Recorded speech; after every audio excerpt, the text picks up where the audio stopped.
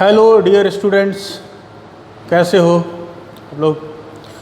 Last lecture में आपने पढ़ा था क्या कि इलेक्ट्रोमैग्नेटिक इंडक्शन एक्चुअली कैसे क्यों प्रोड्यूस हो रहा है, ठीक है, उसके पीछे रीज़न क्या है। तो वो हमने देखा था फैराडेज एंड हेनरी के एक्सपेरिमेंट के थ्रू। उन्होंने 3 एक्सपेरिमेंट किए और उन्होंने कंक्लूजन निकाला कि because of change of magnetic flux passing through loop एक इंड्यूस ईएमएफ प्रोड्यूस हो रहा है और उसकी वजह से इंड्यूस करंट प्रोड्यूस होता है। तो फर्दर हम उसी के रिगार्डिंग कुछ बात करने जा रहे हैं कि जो प्रोड्यूस हो रही है ईएमएफ उसकी वैल्यू कितनी होगी और इंड्यूस करंट कितना फ्लो करेगा, ठीक है, उसकी वजह से कितना चार्ज मूव करेगा। वो सब चीज़ें हम फर्दर आगे कैलकुलेट करेंगे आने वाले लेक्चर्स में। लेकिन सबसे पहले वहाँ पर जो मेन रिक्वायरमेंट है वो क्या है कि because of change in magnetic flux वहाँ पे इंड्यूस ईएमएफ प्रोड्यूस हो रहा है। तो फिर एक्चुअल में जो पैरामीटर की वजह से हो रहा है वो पैरामीटर का मतलब क्या है, तो पहले हम वो पढ़ने जा रहे हैं। Means here we discuss about magnetic flux, right, कि उसका मतलब क्या होता है, फिर उसका मैथमेटिकल एक्सप्रेशन क्या है, एंड देन उसको हम कैसे कैलकुलेट करते हैं, वो किस तरह से बिहेव करता है, राइट, एंड सम प्रॉब्लम्स। इस तरह की चीज़ें यहाँ पर डिस्कस करने जा रहे हैं, राइट। चलिए स्टार्ट करते हैं। सामने लिखा हुआ है इलेक्ट्रोमैग्नेटिक इंडक्शन, उसी का जो नेक्स्ट लेक्चर है, सेकंड लेक्चर है, इसमें हम पढ़ने जा रहे हैं क्या, magnetic flux. It is the number of magnetic field lines of force passing through a surface perpendicularly is defined as magnetic flux, right. तो नंबर ऑफ फील्ड लाइंस किसी सरफेस से कितनी पास हो रही हैं उसी को हम क्या बोलते हैं, मैग्नेटिक फ्लक्स बोलते हैं, राइट। तो देख रहे हैं आप क्या, ये कोई एक सरफेस दे रखा है, वहाँ से number of field lines perpendicularly कितनी पास हो रही हैं वो हमें पता होना चाहिए, ठीक है, number of field lines perpendicularly.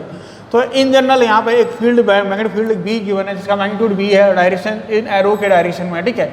हमने एक एरिया वेक्टर यहाँ पे ऐसा बना रखा है ए, और एरिया वेक्टर की आपको समझ बताएं तो क्या है वो, जैसे कि ये कोई प्लेन सरफेस है, बोर्ड को मान लो थोड़ी देर के लिए, और उसके परपेंडिकुलर में ऐसा कोई वेक्टर है, यूनिट वेक्टर, उसको हम एरिया वेक्टर बोलते हैं, ठीक है। और उस एरिया की वैल्यू के साथ उसको एरिया वेक्टर बोल सकते हैं कि एरिया एंड एरिया वेक्टर मिला के एरिया वेक्टर, ठीक है, सॉरी, यूनिट वेक्टर मिला के एरिया वेक्टर कहलाएगा, ठीक। सो देखेंगे कि area vector is always perpendicular to the given surface, ठीक है। जिस हम सरफेस की बात कर रहे हैं और जिस पॉइंट पर हम बात कर रहे हैं उसके परपेंडिकुलर एक वेक्टर बनाइए, यूनिट वेक्टर, उसी को हम क्या बोलते हैं, एरिया वेक्टर बोलते हैं, राइट। तो ऐसा है। तो देखिए जो परपेंडिकुलर यहाँ बोला गया है उसका मतलब ये है कि परपेंडिकुलरली डायरेक्शन में कितने number of field lines pass हो रहे हैं, वही हमारे काम के हैं, वही हमारे लिए यूजफुल चीज़ है, राइट। उसी पर डिपेंड करेगा कितना फ्लक्स पास हो रहा है, राइट। सो हमने क्या किया यहाँ पे, इस एरिया के डायरेक्शन में, एरिया वेक्टर जो दे रखा है उसके डायरेक्शन में हमने इस मैग्नेटिक फील्ड का एक कंपोनेंट फाइंड किया और that component is B cos theta, ठीक है। अब जानते हैं कि मानो ये कोई ऐसा एक कोऑर्डिनेट सिस्टम है, इसके अलावा एरिया वेक्टर है और ये है डायरेक्शन ऑफ मैग्नेटिक फील्ड, ठीक है। So at angle theta between these two vectors. तो देखिए क्या है कि इसका कंपोनेंट हम इस लाइन के अलावा कैलकुलेट करेंगे तो ये आएगा B cos of theta, right. इधर बी साइन थीटा वो हमारे कोई काम का नहीं है, हमें एरिया वेक्टर के अलोंग चाहिए और परपेंडिकुलर टू सरफेस चाहिए, then that one is the required direction, right. So here this is the magnitude of magnetic field perpendicular to plane surface and in direction of area vector, ठीक है। So इसको हम logically define करें तो ऐसा definition लिखा हुआ वो मैंने पहले से लिख लिया था क्योंकि हमें थोड़ा टाइम लगता है वीडियो को शॉर्ट करने के लिए। The number of magnetic field lines of force passing through surface perpendicularly is defined as magnetic flux, right. Mathematically इसका मीनिंग क्या है वो हम यहाँ पे लिखने जा रहे हैं। सो मैथमेटिकली देखा हमने कि this flux represented by phi is equal to, it is the product of B cos theta and area A, right. इसको अपन ऐसा लिख सकते हैं, phi is equal to B A cos theta, और इसको वेक्टर फॉर्म में जाएंगे तो ये दिस इज बी वेक्टर ठीक है, B vector dot A vector ऐसा, ठीक है। This is the magnetic flux. आप सिंपली मैथमेटिकली डिफाइन कर सकते हैं, कैसे?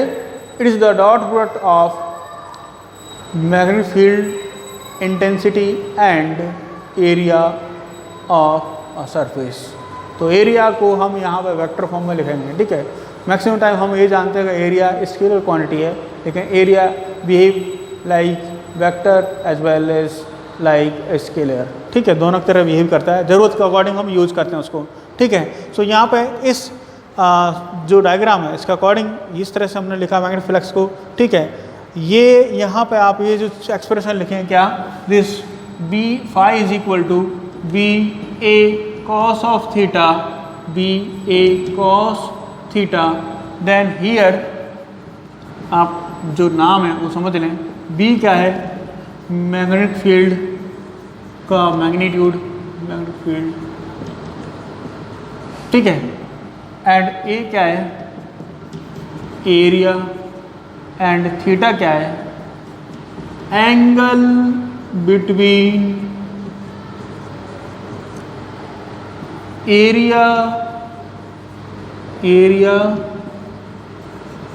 Vector and magnetic field B. A और बी के बीच का जो एंगल है,